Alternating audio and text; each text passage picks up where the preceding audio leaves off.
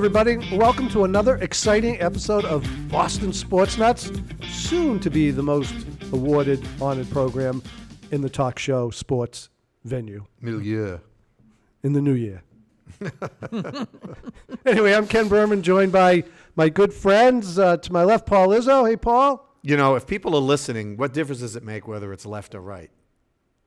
Well, it could be. To my right is Jim Russo. Hi, Jim. Ken, how are you?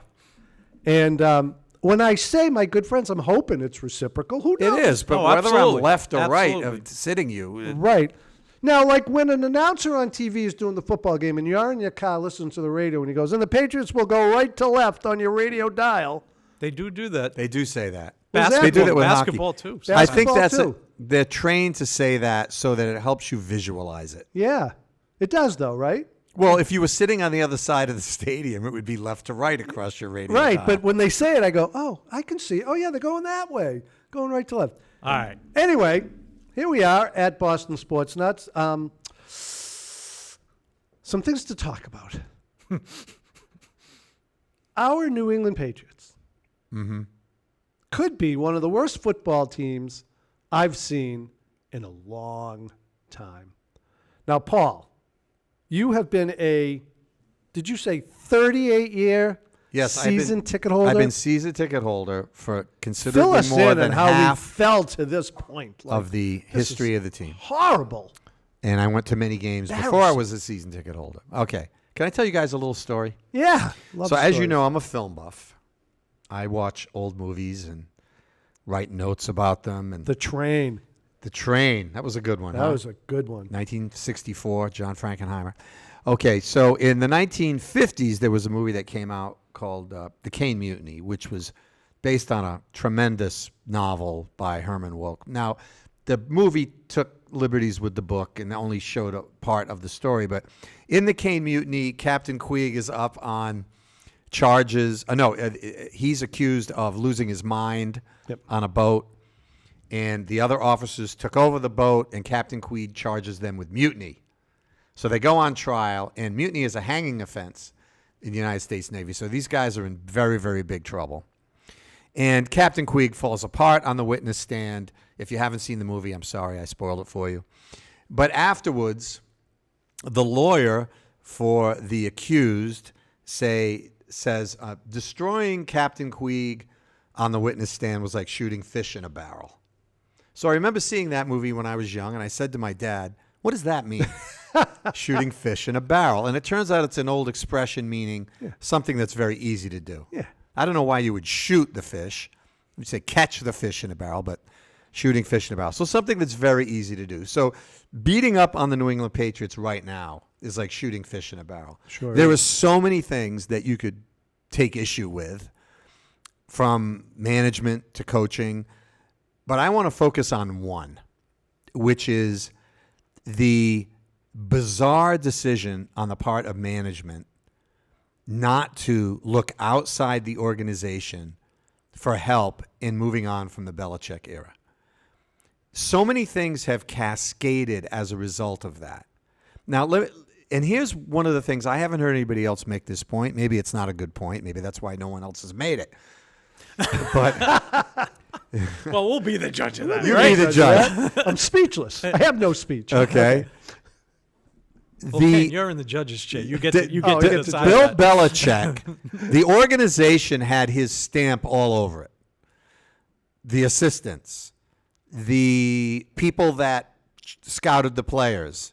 If you were going to move on from Bill Belichick's system, it would seem to me that you would wipe out at least a good percentage of those people who trained under Belichick and try something new, especially if you're an owner that has had, since the time you bought the team, one of the great, quote, Bob Kraft, one of the greatest coaches in the history of modern times, end quote, Bill Parcells, a NCAA winning, Super Bowl winning coach later in Pete Carroll, and a man often called the greatest coach of all time in Bill Belichick. Kraft has been blessed, some of it's luck, with three outstanding coaches, and he hands the keys over to a novice.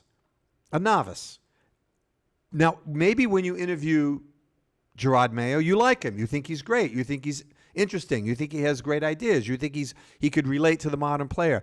But what's objective fact is that he had never coached a team before as a head coach, was never an offensive coordinator, was never a defensive coordinator. He was basically tasked with being a CEO-style head coach, and that, to me, is not a job you give a novice.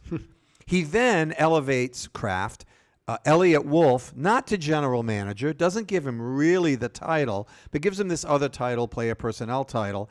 And look at the results. A very, very bad draft. Bad.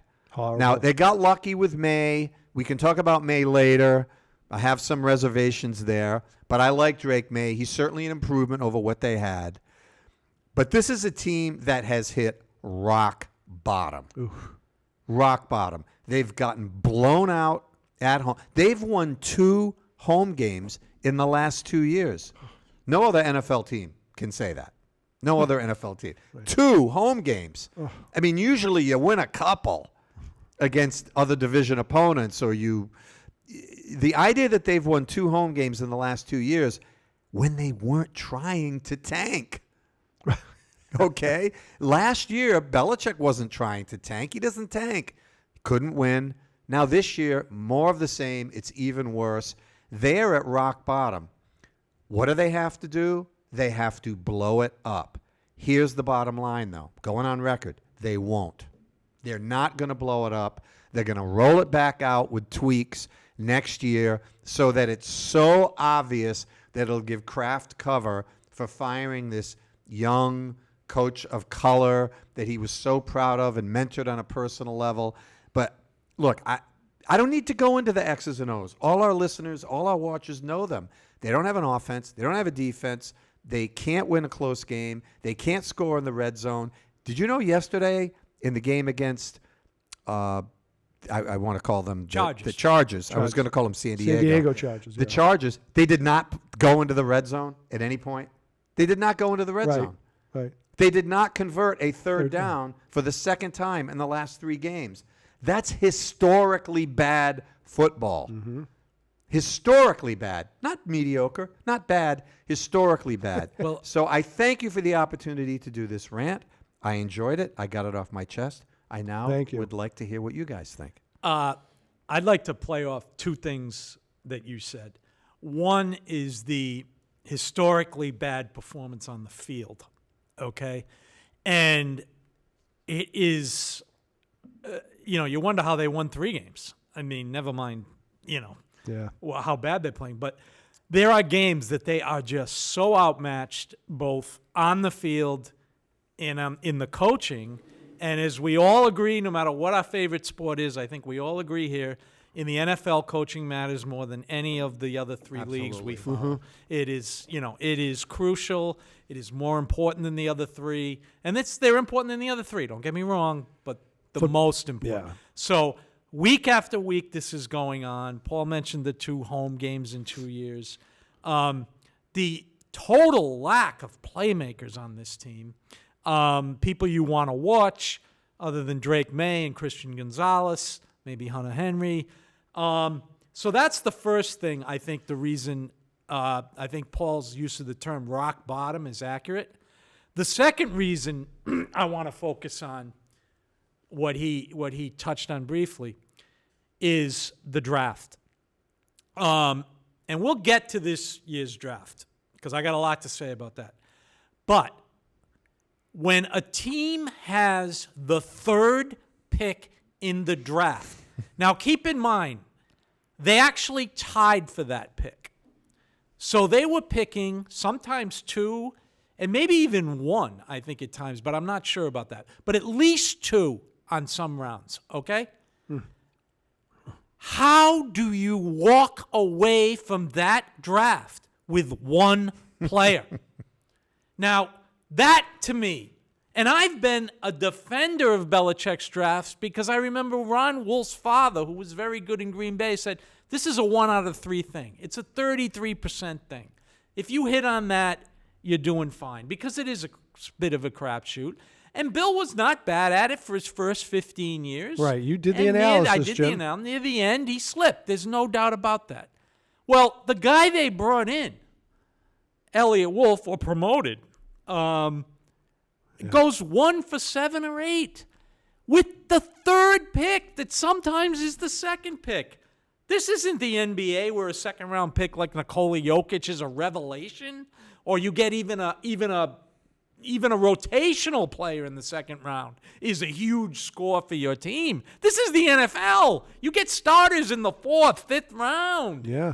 To blow that draft, to me, is historically bad, and the second major reason that this team has hit, to use Paul's term, rock bottom. You can't. And I don't mean The Rock's legendary closing move On the draft. other than the people's elbow. Great point. On the draft, I want to say something. These teams always want to have it both ways. They traded away their only pass rusher, really, in Matt Judon, Yeah. who's a little bit of a flake. I can see that for a third-round pick, because a third-round pick is so valuable. Right. They blew their third-round picks. Right. Yeah. So if we're supposed to think third-round picks are so valuable, then you got to hit on those third-round picks. You're not going to hit on everyone, but they drafted 2 wide receivers in the first 4 rounds, and they have combined for less catches and less yardage than one guy, McConkey, did against them yesterday. And let's One point guy that out. outplayed their Yeah. entire 30 games combined, 32 games combined of their 2 draft And not picks. that this is news. It's not news.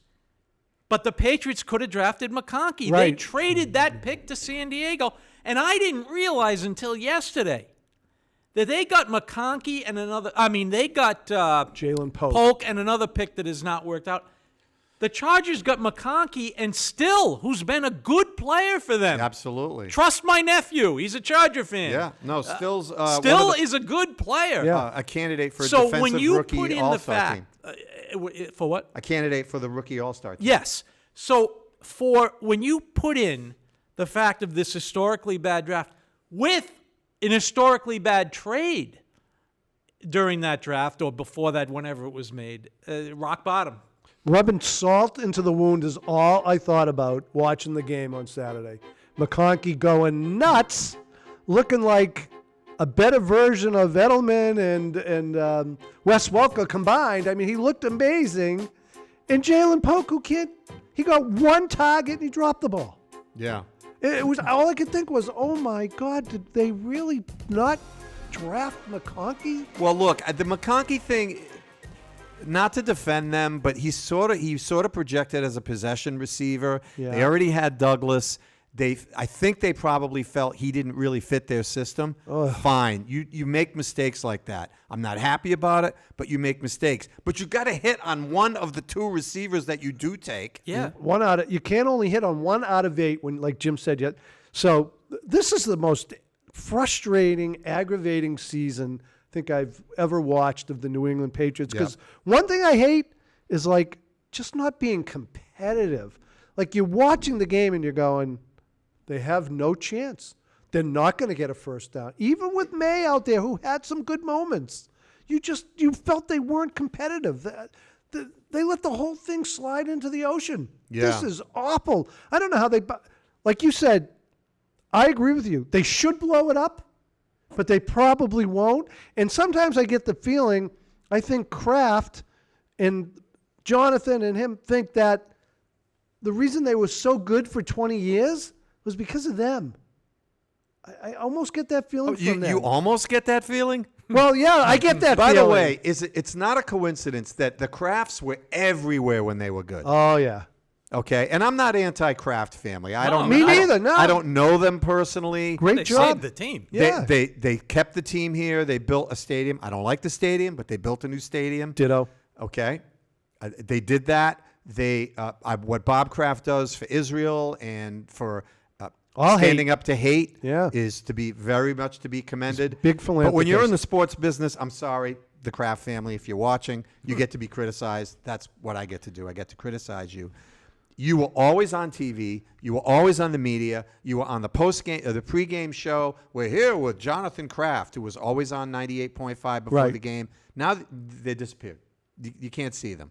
Okay. Up in the booth. And they're, I don't know what they're doing. I don't know what they're thinking.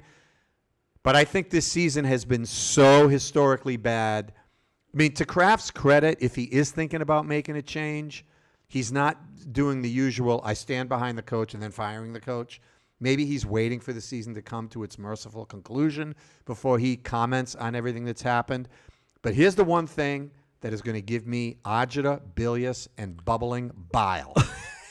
B squared. Okay? Bubbling bile. Right. Bubbling If bile. he comes Wow. out and says, Gerard deserves another chance, because I've heard that word. Steve Burton said it yesterday on the postgame show. In the sports world, nobody deserves anything. No. You don't deserve anything. You have to produce or you go. Johnny Unitas got cut and traded. Joe Montana got traded. Coaches get fired. Coaches get fired after 1 year all the time. Yeah. GMs get fired. Red Sox manager Bobby Valentine hired, fired. Done. Joe Yep. Kerrigan hired, fired. Right. The guy that stood in for Cora 1 year, fired. Happens all the time. You got to put your big boy pants on and take it. Yeah. I think in the long run, it would be better for Mayo to go off somewhere, get another gig, work his way back up, and be a college coach or something like that. But right now, he should not be in charge of a big market, marquee NFL franchise. He can't handle the media. He's gone from being Mr. Happy with the media to now imitating Belichick with clipped answers like, coach's decision, we didn't execute.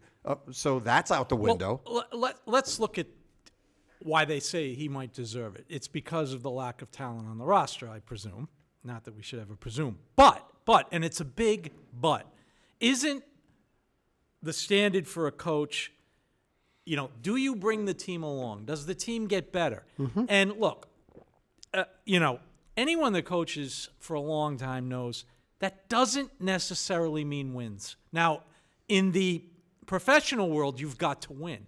But in the coaching of what a good coach is, there's sometimes you cannot win because you don't have the talent. I agree with Paul on he shouldn't be the coach because they have not gotten better. There's no indication, other than Drake May, that they have gotten better. In fact, you could say they've gotten worse. That game Sunday against the Chargers, the LA Chargers, you could make a strong argument they've gotten worse. Oh, they have. Now, why is that rewarded? Or if they insist on using the term deserve, which no one deserves anything in sports, that's number one to me. The second reason is this. I go back to my beloved Friars. I've said this on the show, and I'll say it again. It was also true with Bobby Valentine, okay? By all reports, Larry Lucchino, God rest his soul, brought in Bobby Valentine. It clearly didn't work. To the Red Sox credit, they immediately got rid of him and brought in Terry Francona and started a run of 4 world titles, World Series championships. The reason I cite the Friars, another example. Rick Pitino, in 2 years, took us to the Final Four. And I say us because I went to school there. Proud graduate. You're allowed to do Friars. Thank you. See a future show to why that we're saying that. The next year they hired his assistant when he went to the Knicks, Gordy Chiesa. The season was bad. The team had problems. The Providence administration decided it's not going to work. We are not going to be stuck with this. They brought in Rick Barnes, who coached there 6 years. Great coach. Made 3 NCAA tournaments, recruited NBA players who went on to success in the NBA, and won our first Big East tournament championship, beating both UConn and Georgetown. Okay? That's where the Patriots are. I'm sorry. That's where they are. Bring in something to revamp this franchise. I was going to say, Someone. I've done a 180 because early in the year, in an earlier show, I said, I think he's a pretty smart guy. Maybe he needs some time. I'm like 180, like, no, he has got to go. And by the way, with you, Elliot Wolf, gone. Whatever the crew is up there, like, I heard Phil, what's his name on the radio today, the Patriots guy. Perry. Yeah, Phil Perry. You know, Pioli's out there. You know, there's good people out there that are experienced and that have good track records in scouting and drafting. We can't risk another top 5 pick of only hitting 1 out of 8. It can't happen. Well, I'm not with the Patriots. I'm a fan. The Patriots cannot risk that. No. That is too big a risk. The tankathon happened the year before, called for by Jim. It happened, and they blew it.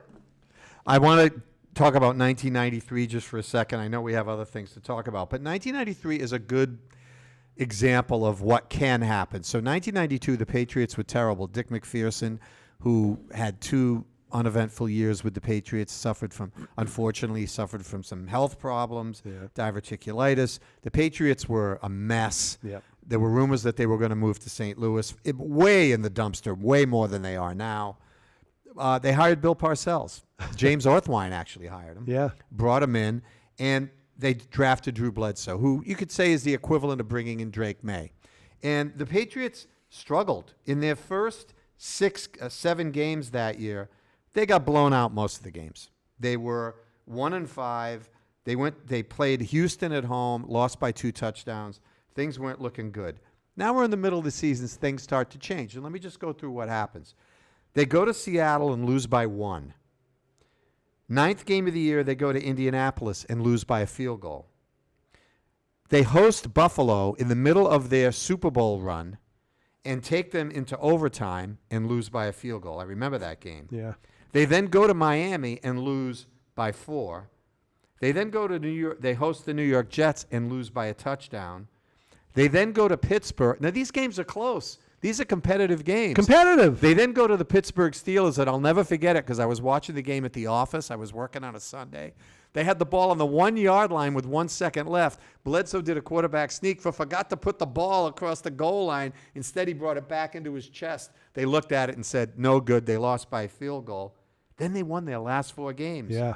They beat Cincinnati. They beat Cleveland. They beat Indianapolis 38-0, and they beat Miami. That's a team that is showing improvement. What happens? So bad at the beginning, competitive in the middle, winning at the end. Following year, they go 10-6, make the playoffs. And I would have said that even if they went 1-3 in their last 4 games. And the Right. reason I would have is all those scores you cited. They were getting close games with quality teams. The team was improving even if they didn't win. And they Exactly. got even better when they started winning. So, Yep. I mean, that's not happening this year. And, I don't know if you're ready for it, but I think other than the coach and the administration, the Patriots have one of the biggest decisions in their history coming up, if you want to get into that. Let's hear it. Yeah. Okay. What else we got to do? Right. It's our I show. am going to give my opinion, which may or may not be popular, but I'm going to give it. And that is this Sunday's game against the Buffalo Bills is a franchise-altering game. Now, the players playing cannot be expected to tank the game. They're not going to. They have contracts to play for. They may or may not be back. They want to make money. I don't blame them one bit. What do they care about the class coming in? I would like the Crafts or Wolf or Gerard Mayo to call someone in the National Basketball Association. You do not tank games with players. You tank games with coaches and front office. Front office people tell coaches, we don't win this game. So-and-so, he really shouldn't play today. Yeah, something's wrong. Jim, it's already been reported May's likely to sit out Sunday. Something is wrong. Drake May has no business playing in this game. Neither does Gonzalez. First of all, neither does Gonzalez. First of all, the Bills have clinched the second spot. Right. Okay, they can't move up. They can't move down. You think Josh Allen's going to play in that game? Yes, he will start because he has a record streak going. All right, so he plays a series. Yep. So it'll be like a preseason game. Yeah. Yeah. They'll hand the ball off 3 times. The Patriots must not win that game. It's a Here's must. why. It's a must lose. Yes, here's why. They currently have the first pick, but they are actually in a 4-way tie. But they get the tie, okay? because they have the easiest schedule of those 4 teams. They win this game, go to 4 wins.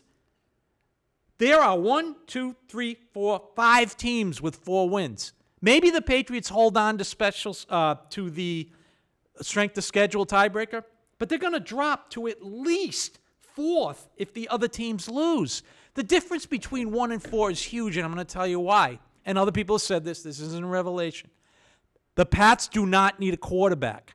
There are 2 quarterbacks supposedly worth taking in the top 5 in this draft. One is Deion Sanders' kid.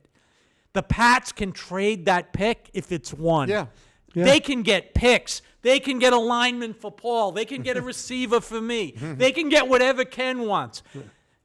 If you drop to 4, that option is not available. Yeah, you can trade it, but you're not going to get what a quarterback's going to bring.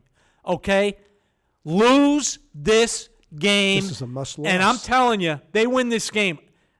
Bile is whatever you said. It's a must-loss.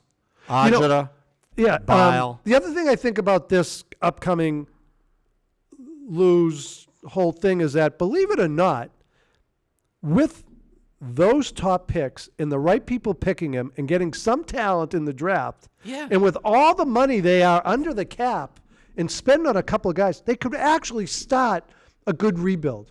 I just don't trust the people they have to do it. Yeah, and I don't either. And one other thing about Sunday, if it were me, I'd start Joe Milton, which we've all talked about. If he scored 2 touchdowns in the first quarter, I am pulling him. Right, yeah, if he plays good, I am totally serious. I'm pulling him. If he's the next coming of Joe Montana for some reason, he is not playing. All right, Paul, wrap this up. I can't disagree with that. Look, they're a mess, and I want to think that it will be addressed. I'm just not confident. I think there's too many other things at play.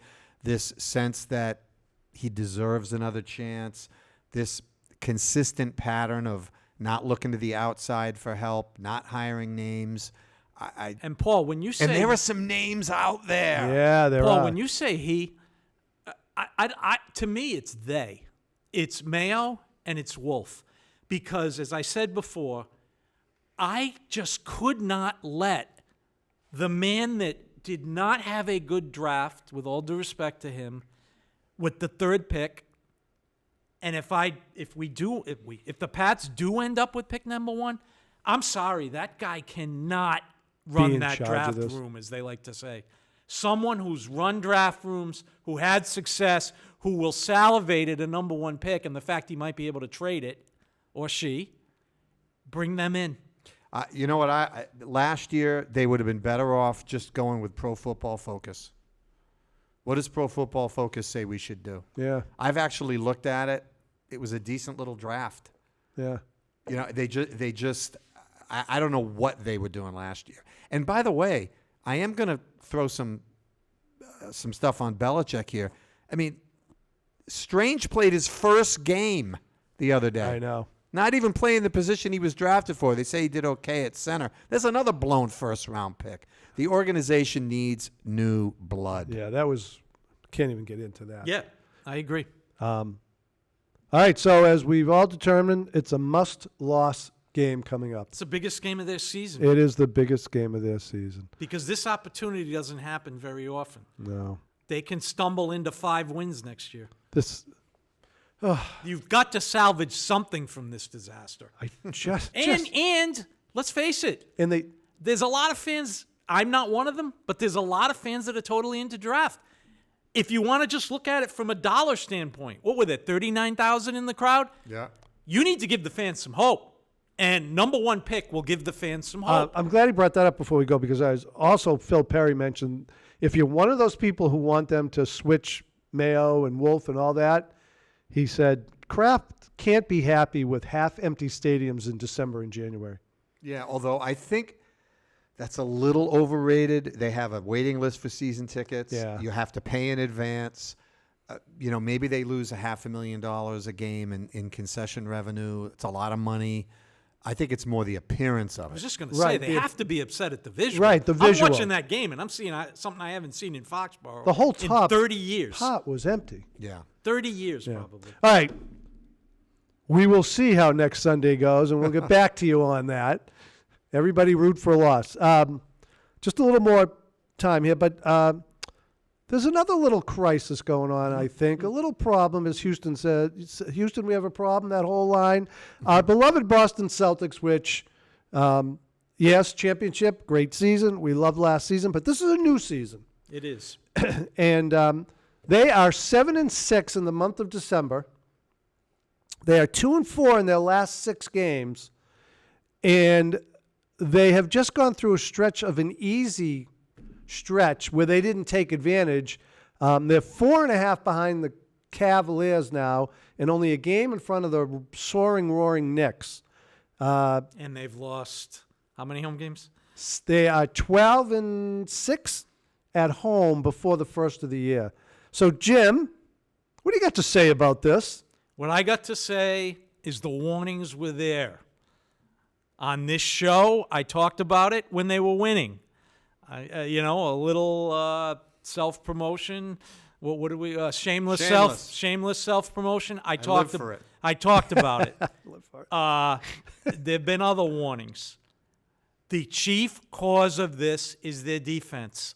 Okay, they are not. Eddie House said it last night after the game. They are not playing championship level defense. They decided to in the first game against the Pacers, and look at the result. Now, the Pacers were coming off a grueling back-to-back, a great game against Oklahoma City that they lost. And everyone knew the Pacers were going to come back with a day off. They have an excellent coach in Rick Carlisle. They knew they were going to come out loaded for bear. And all you needed to do was watch the first 4 minutes of that game. The Pacers drive into the paint, score. The Celtics work the ball around the perimeter, 3. Drive into the paint. Drive into the paint. Drive into the paint. Not only the Celtics weren't getting in the paint, there were some possessions they didn't get inside the three-point line with the ball. Mm-hmm. Okay? On defense, they could not stop whoever had the ball on the dribble. Okay? Until they decide to play championship defense again, and I hope that they can. You know, Drew Holiday is getting up there in years. He's been hurt. I hope they can, because if they can't, they will not win it. The second thing that's happened is this defense has affected their offense. How so? Because they're not coming out with intensity. I think Paul Son could have some stats to back this up, who's excellent at that in the NBA. My eye tells me they are shooting more contested threes than ever before. I am not one that goes out there and says, oh, that's way too many. Do I like they've gone from 42 a game to 51? No. However, if you told me those 9 extra shots were Peyton Pritchard all alone in the corner, I'd be going, yeah, I want that shot, because all he's got to do is hit 3 out of 9. That's the math, 33% versus 50%. They're not doing that. There's more and more contested threes. Jason Tatum at the top of the key. Other people. Last night, Horford, Tatum 2 for 10. Horford 2 for 11. These are not. Oh, 2? I thought he was 1 for 11. I think maybe it was 2 1. for 11? Maybe Okay. it was 1. It These wasn't are good. not It wasn't good good, no. shots. Now, why to me is this happening? Because I think this lack of intensity is present on offense. Why? Absolutely. They're settling. Driving to the basket and cutting is hard. It is. I mean, it's a more intense way to play basketball, because if you can just stand and wait in the corner, that's easier. It's just a fact. Jaylen Brown, the last 2 games, has shown what can happen, but frankly, I think he's the only one doing it consistently. Yeah. Derek White has become another guy that takes walk-up threes. So is Holiday. We now have a team of those guys. That's too much. We need to get into the paint. If the 3 is open, dish it out. If not, all the way to the rim. If that means more 2s, so be it. I mean, we've got to play with more, and we again, but the Celtics have got to play with more intensity. Well, yeah, the other thing that happens with all the 51 threes is when you clang them off the rebound, the rebound goes halfway to the other end of the court and gives the other team a chance to get down, court quicker. One interesting thing about the rim protection, I don't know if you heard this stat last night. I didn't know it till they mentioned it on air, that without Porzingis in the game, statistically, they're an average team with rim protection. Oh, yeah. Oh, yeah. With him Absolutely. in the game, they're the best in the league. Yeah. Yeah. So I think a lot of this perception that their defense has struggled, I think part of it is just his absence. That's a big part of it. Yeah. If he's not going to play, I wouldn't be surprised if they went out and got another rim protector. Yeah, the disturbing thing to me about the Pacers game the other night was the amount of layups Right. that the Pacers got. Literally layups. I remember when Sam Izzo said when the first year the Celtics got Kyrie Irving and he was playing good the first like 30 games, Sam would go, all right, it's time for Kyrie to go into his layup drill. And he'd just blow by people and make layup after layup. I'm watching last night, and it's layup after they shot 59% from the floor, the Pacers. They scored 66 points in the paint, and their percentage in the paint was what, like 79%? At Or one point, they were 22 for 26. yeah, 1.22 for 26. They were 18-4 in fast break points. And the Celtics, and by the way, the Pacers only made 9 threes all game. The Celtics made 16. What do we usually say? Win that battle. Win that battle. Win it by 7 and lose by 9? That game was disturbing last night to watch, to me. Right. And this trend they're in a bad habit. Yeah. Teams fall into bad habits. They're in a really bad habit right now. Jim and I talking off the show, I know this isn't the same, but I think it was 1983 where the Celtics were getting killed every night. It was the last year of Bill Fitch, and they had just decided we're not playing for Bill Fitch. Now, I don't think this is happening here, but I always think in the back of my head, every coach, 99% of them, have a shelf life. And and I'm not saying that Missoula has already reached his. I don't know that. But there's stuff going on in the fourth quarters of these games that are really bothering me about them saying, Well, if you look at last night, we can talk about rim protection, but let's talk about where you stop playing defense. Okay?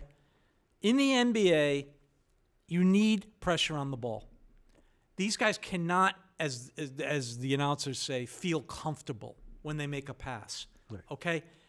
Last night, the Pacers said, I'm not too worried about that many guys beating us off the dribble. We're going to play full court, man-to-man. They did it for a lot of the game. Mm-hmm. We don't do that. The Celtics don't do that. That's okay, Jim. You can say we. We're we. Oh, we're Celtics. We're green.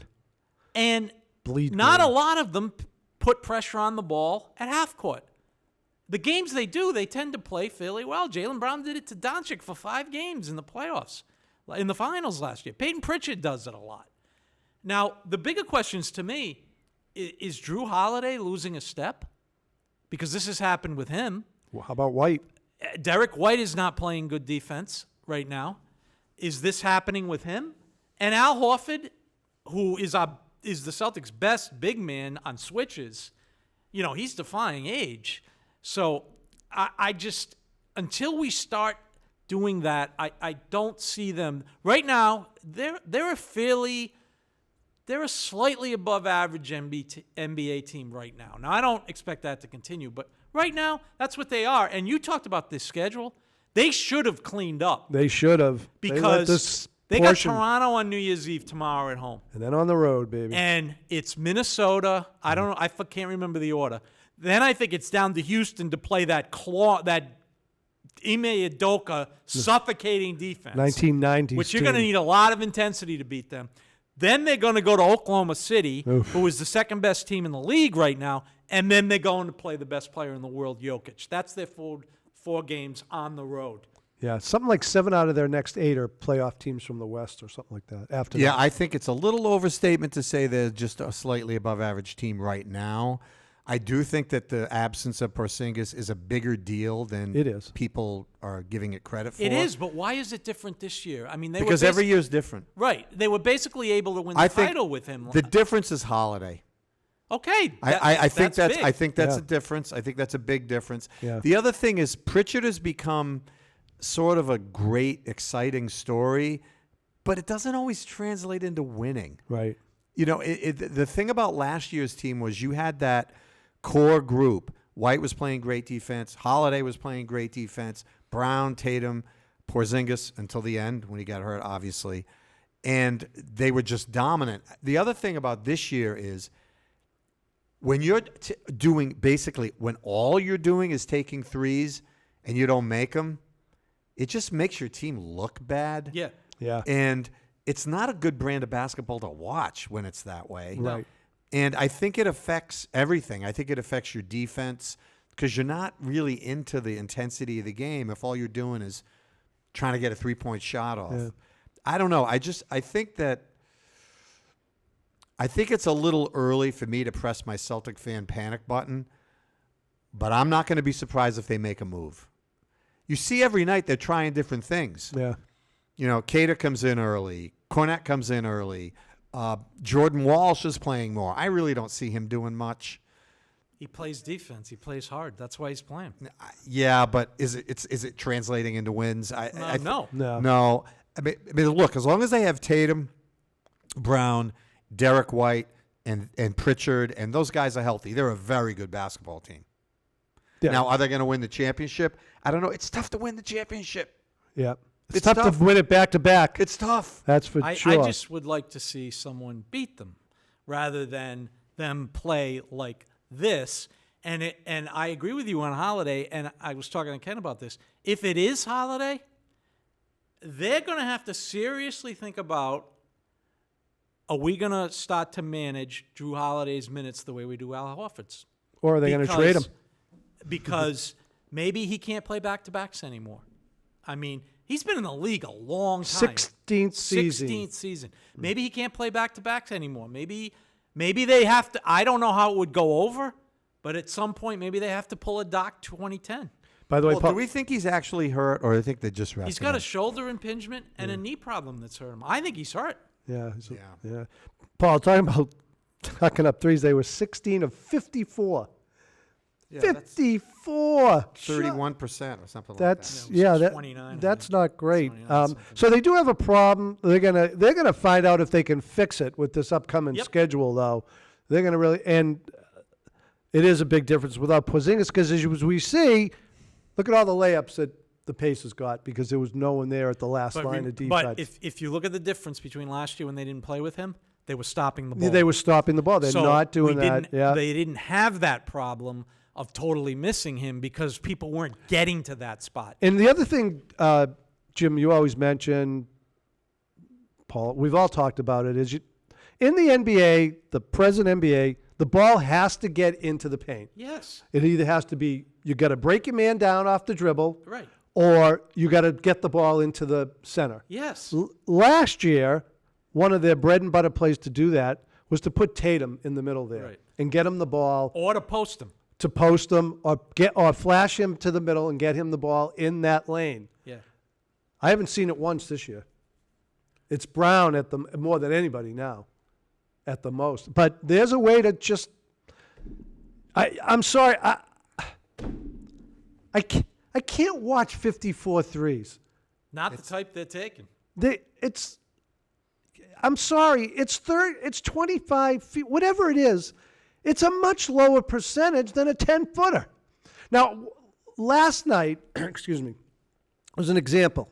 The Celtics flashed the ball to the middle, and Horford got it. Excuse me, wait a minute. And Ken's intense. This is the kind of intensity the looking Celtics for. need. He turned, and Tatum was in the right-hand corner, and there was nobody in front of him, nobody. And he turned, and instead of, I was taught as a basketball player, cut down the baseline towards the basket and get the easiest shot you can. Well, he stayed in the corner, got the ball, and missed a three. Now, it was a good three. He should have made it, I guess. But it's still, at best, a 38% make, whereas a layup is 100% make. Really? In that league? I'd go 65 in that league, but still significantly higher. Anyway, So as Sam Izzo pointed out, this has been studied. bugs me. The number of threes, the number of 2-point shots really hasn't changed in the NBA. What's changed is that no one as average league-wide is taking the distant 2 anymore. Right. The 18-footer's gone. Yeah. It's been replaced by the 22-footer. 3. I think the Celtics are thinking, well, then maybe you should take more 3s. When I'm thinking, well, no, you still have to have 2s to balance it out. Because a 2-point basket layup is a 100% shot. Yeah. A Yes. 3-pointer is a 38% shot. At best. Those are Okay. the best shooters. I'd rather have 100%. 38 times 3. Well, how many 100% shots are you going to get in an NBA? No, game? but if you're pounding it inside, you're going to get some 80s, some 70s, some 60s, some 50s, and not just keep shooting 33 to your number earlier, 35% shots the whole game. I think there's a tipping point. Yes, there is. When there are too many 3s, you get out of offensive flow. You don't know how to switch back. You fall behind. Now you got to take 3s All right, guys. because I'm going to disagree with you guys. Right. I love I'm going this. to disagree with you guys. good. Here's why. How are we doing on time? Here's Paul? why. We got about 1 minute. Okay. Here's why.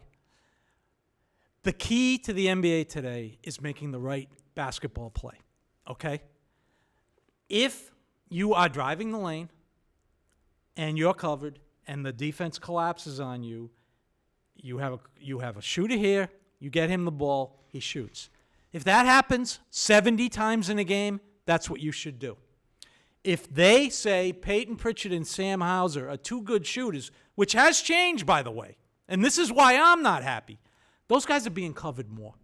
I mean, we all watch games. We all know this. I'm Yeah, not telling anybody. the secret's out. Yes, the secret's out on those 2 guys. When that's happening, that's when you've got to take more 2s because you've got to So make what did it- I say that you disagreed with? You said the number.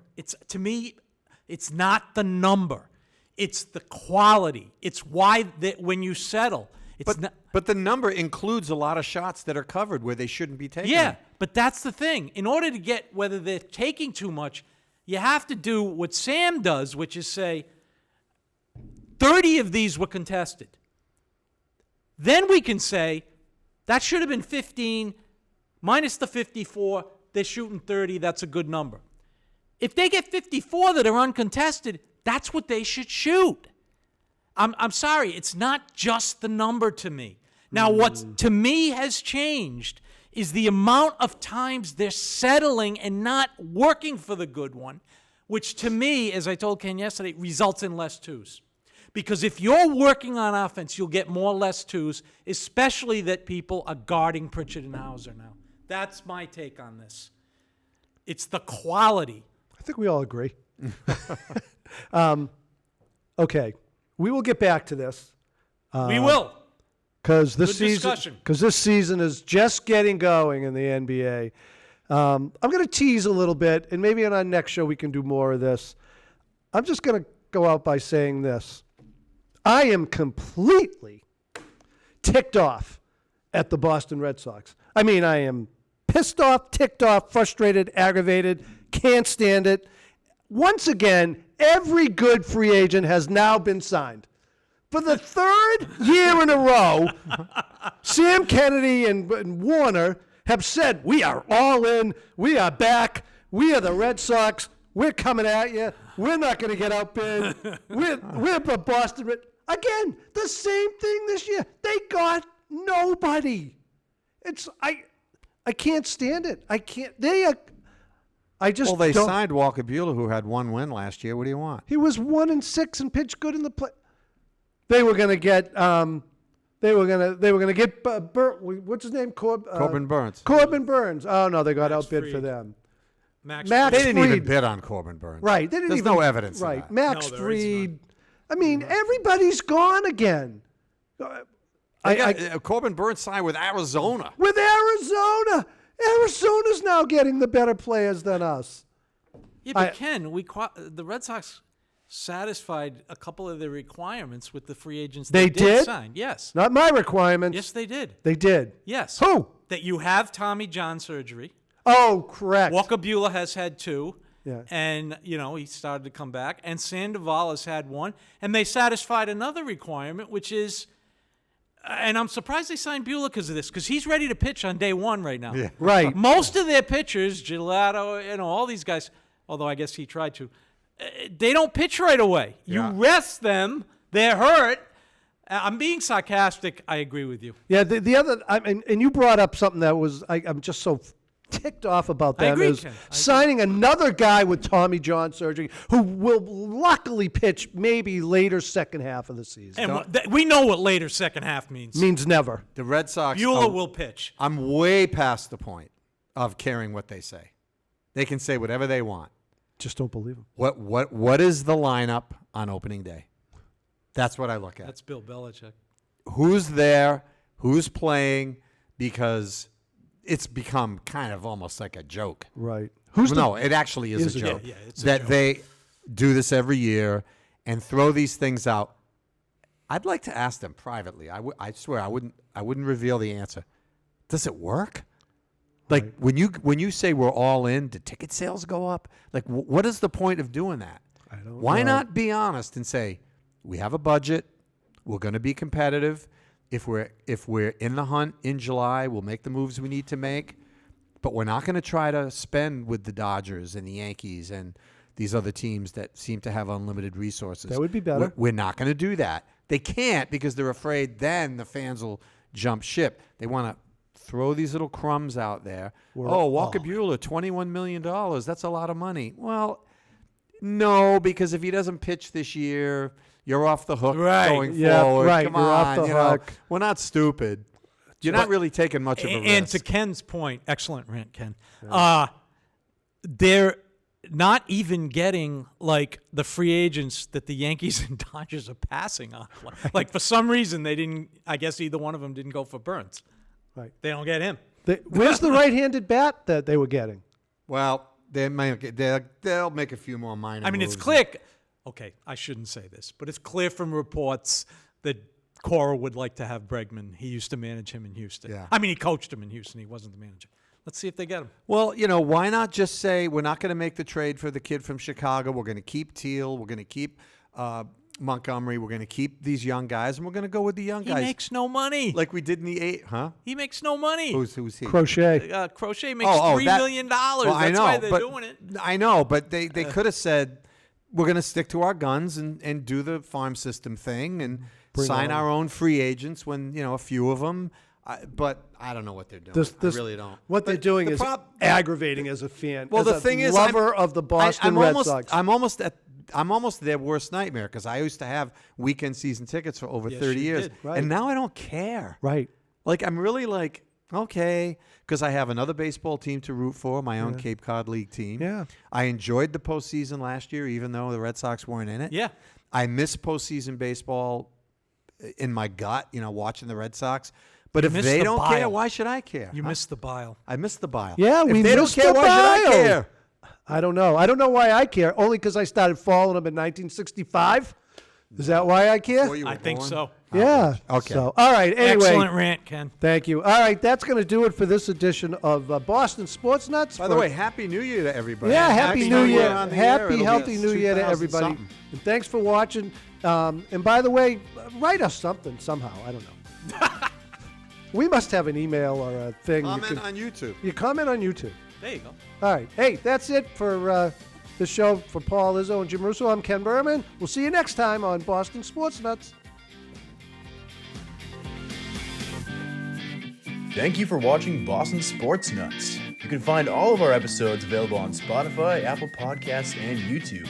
For more information, go to westwoodmediacenter.tv or follow Boston Sports Nuts on Facebook, Instagram, and X.